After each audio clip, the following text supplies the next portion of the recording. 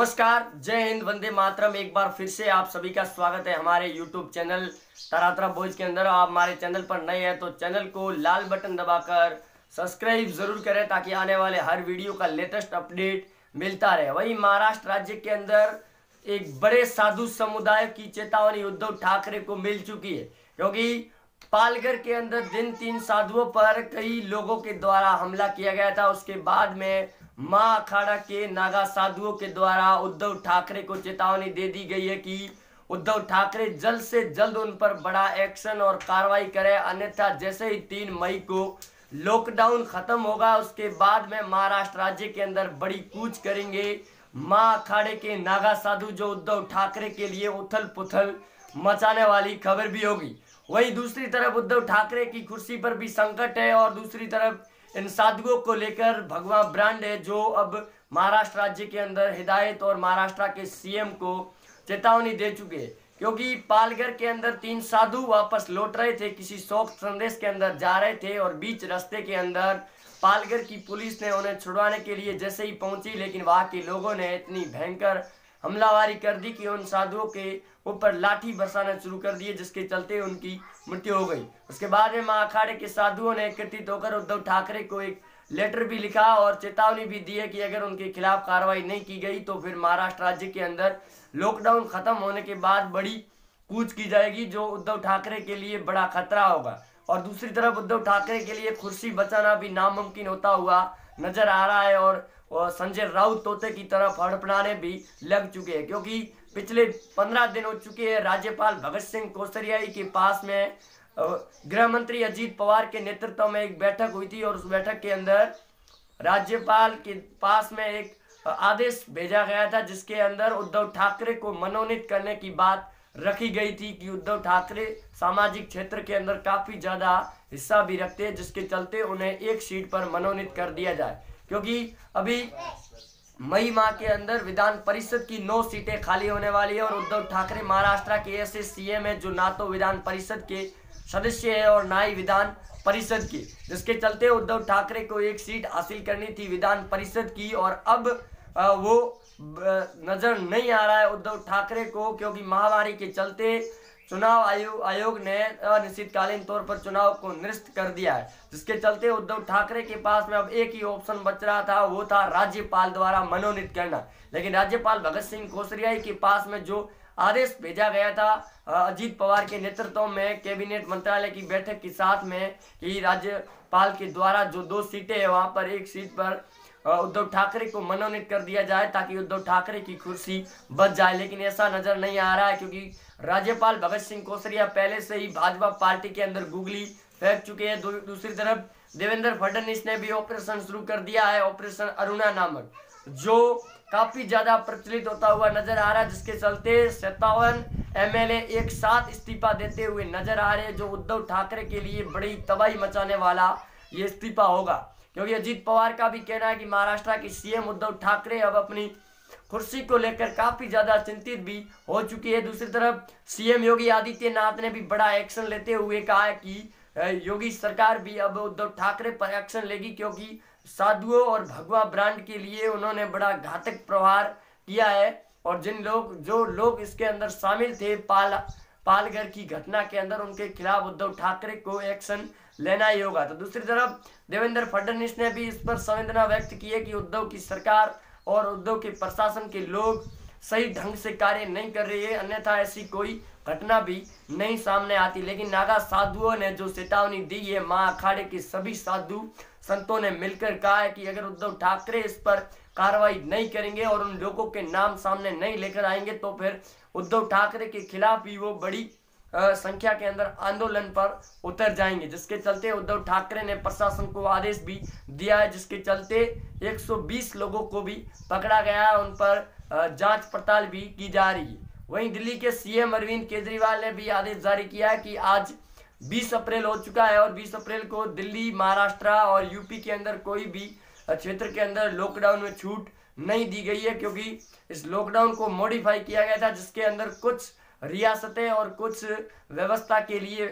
छूट दी गई थी, जिसके अंदर अब देखा यह जा रहा है कि जिस प्रकार इस महामारी का प्रकोप धीरे धीरे बढ़ रहा है, उसी के मद्देनजर रखते हुए अब सरकार इसको संशोधित करके कुछ छूट देगी, जिसके चलते सख्त निगरानी से उन पर लॉकडाउन तोड़ने वालों पर निगरानी रखी जाएगी, जिसके चलते उद्धव ठाकरे सीएम, दिल्ली के सीएम, महाराष्ट्र के सीएम और मध्य प्रदेश के सीएम शिवराज सिंह चौहान ने भी चेतावनी जारी और अल्टीमेट लिखित तौर पर जारी कर दिया है कि अगर कोई भी लॉकडाउन तोड़ता हुआ नजर आया और बिना किसी कामकाज के अगर बाहर निकला तो उस पर सख्त कार्रवाई की जाएगी। यहाँ तक कि सीएम योगी आदित्यनाथ ने एनएसए के कानून के तहत कार्रवाई करने के आदेश दे दिए प्रशासन को, और आज 20 अप्रैल के चलते कई छूट मिली है। कई जगहों पर जहां एक भी इस बीमारी का मरीज नहीं पाया गया था, उन रियासतों के अंदर पूरी तरह से छूट दी गई है, जो काफी हद तक लोगों के लिए फायदेमंद है। दूसरी तरफ पीएम मोदी ने जो 3 मई तक लॉकडाउन बढ़ाया गया था, उसके चलते कई राज्यों के सीएम ने इससे पहले जो 14 अप्रैल को लॉकडाउन खत्म होने वाला था उसके ऊपर बढ़ाने के निर्देश दिए थे, जिसके चलते पीएम मोदी ने इसको भांपते हुए और लॉकडाउन को 19 दिनों के लिए बढ़ा दिया, जो 3 मई तक चलेगा, जिसके अंदर कई बड़े सेंटरों को बंद भी रखा गया है और उसके बाद में बंद भी रखा जाएगा। लेकिन जिस प्रकार दिल्ली, मध्य प्रदेश, महाराष्ट्र और यूपी के अंदर आंकड़े लगातार बढ़ रहे हैं, आज करीब 16,000 के ऊपर भारत के अंदर इन मरीजों के आंकड़े पहुंच चुके हैं, जिसके बाद महाराष्ट्र और दिल्ली के जो करीबन 150 इलाके थे उन्हें हॉटस्पॉट घोषित किया गया है। वहां पर भी धीरे धीरे इक्के दुक्के मरीज लगातार दिन प्रतिदिन बढ़ते हुए नजर आ रहे, जिसके चलते लॉकडाउन को और बढ़ाने की स्थिति भी सामने हो सकती है। लेकिन जिस प्रकार महाराष्ट्र की कुर्सी के ऊपर पेच बचा हुआ है, जिसके चलते योगी आदित्यनाथ भी बड़ा एक्शन लेने की बात कर चुके हैं, क्योंकि आज योगी आदित्यनाथ के पिताजी का भी देहांत हो चुका है बिस्ट का, और उनकी शामिल शोक संदेश के अंदर शामिल योगी आदित्यनाथ नहीं होंगे, और उन्होंने लिखित में एक आदेश जारी करके भी कहा है कि उत्तर प्रदेश की जनता के लिए इस महामारी के चलते वो इस संस्कार के अंदर शामिल नहीं हो पाएंगे, उन्हें खेद भी रहेगा। तो दूसरी तरफ महाराष्ट्र के सीएम उद्धव ठाकरे की कुर्सी का भी पेच पचा हुआ है, जिसके चलते संजय राउत और शरद पवार और सोनिया गांधी के बीच में भी कई मतभेद सामने होते हुए नजर आ रहे। यहाँ तक कि शरद पवार का ये भी बयान सामने आ चुका कि उद्धव ठाकरे को अगर अपनी कुर्सी बचानी है तो फिर राज्यपाल भगत सिंह कोश्यारी को अपने पक्ष के अंदर करना होगा, क्योंकि संजय राउत ने जो बयान दिया था उसकी भी आपको जानकारी बता दें कि संजय राउत ने कल रात बयान दिया था कि उद्धव ठाकरे को राज्यपाल आखिरकार मनोनीत क्यों नहीं कर रही है। वहीं पर राज्यपाल पर भी निशाना साधते हुए उन्होंने कहा कि राज्यपाल भगत सिंह कोश्यारी केंद्र सरकार के दबाव में काम कर रही है और जो संविधान के लिए अच्छा नहीं रहेगा। वहीं उन्होंने ये भी गुजारिश की कि भगत सिंह कोश्यारी के द्वारा राज्यपाल के चलते जो 2 सीटें उनके कोठे के अंदर रहती है, उन 2 सीटों में से किसी एक सीट पर मनोनीत कर दिया जाए सीएम उद्धव ठाकरे को, जिसके चलते अजीत पवार ने भी जो आदेश जारी किया था अभी तक उसका बयान सामने नहीं आया, क्योंकि पिछले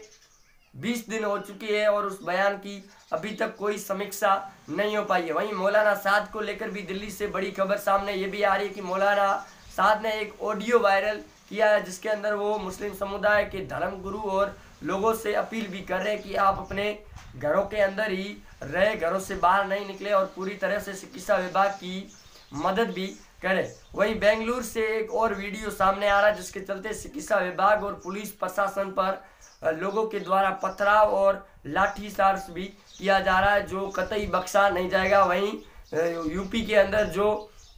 मुरादाबाद की घटना सामने आई थी, उसके बाद में योगी आदित्यनाथ ने एनएसए के तहत कार्रवाई करने के आदेश दिए थे। उसके बाद में कई जगहों पर शांति का माहौल भी था, लेकिन अब जो बेंगलुरु का वीडियो सामने आ रहा है उसके ऊपर भी प्रशासन पूरी तरह से कार्रवाई करने की हिदायत भी दे चुका है और लोगों की धीरे धीरे पहचान भी की जा रही है, क्योंकि जो टीम स्वास्थ्य विभाग और प्रशासन की वहाँ पहुंची थी वो लोगों को सैनिटाइज और होम आइसोलेशन करने के लिए वहाँ पर पहुंची थी, लेकिन लोगों ने उन पर लाठियां बरसानी शुरू कर दी, जिसके चलते प्रशासन ने भी उन्हें खूब खदेड़ा गया। लेकिन जिस प्रकार से इन स्वास्थ्य विभाग और पुलिस प्रशासन पर जो लाठीचार्ज किया जा रहा है, उनके सारा अभद्र व्यवहार किया जा रहा है, उसके ऊपर सरकार और पुलिस प्रशासन के चलते लगातार सीएम और राज्य उनके मुख्यमंत्री जो कड़े आदेश भी दे रहे हैं और उन पर जल्द से जल्द बड़ी कार्रवाई करने के आदेश भी देते हुए नजर आ रहे हैं। भैया आप जुड़े रहे हमारे साथ में, चैनल को सब्सक्राइब कर दे, वीडियो को ज्यादा से ज्यादा शेयर जरूर करें और कमेंट बॉक्स के अंदर जय हिंद जरूर लिखें। मिलते हैं अगले अपडेट के साथ में, तब तक के लिए जय हिंद, वंदे मातरम।